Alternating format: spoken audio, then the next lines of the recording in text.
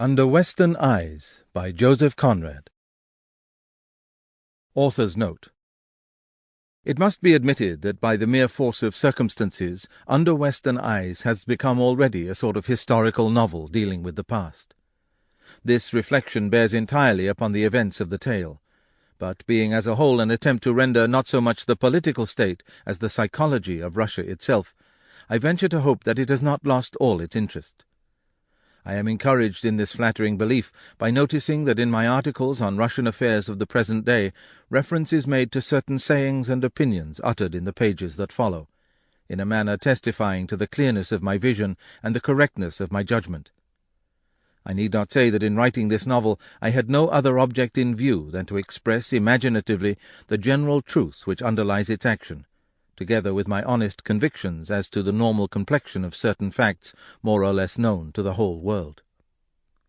As to the actual creation, I may say that when I began to write I had a distinct conception of the first part only, with the three figures of Haldin, Razumov, and Councillor Mikulin defined exactly in my mind.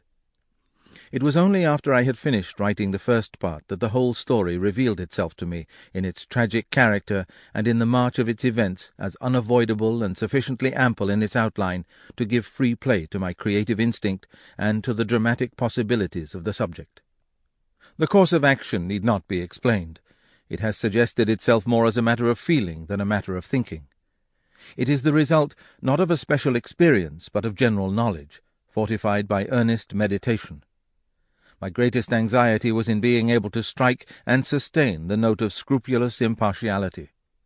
The obligation of absolute fairness was imposed on me historically and hereditarily by the peculiar experience of race and family, in addition to my primary conviction that truth alone is the justification of any fiction which makes the least claim to the quality of art, or may hope to take its place in the culture of men and women of its time.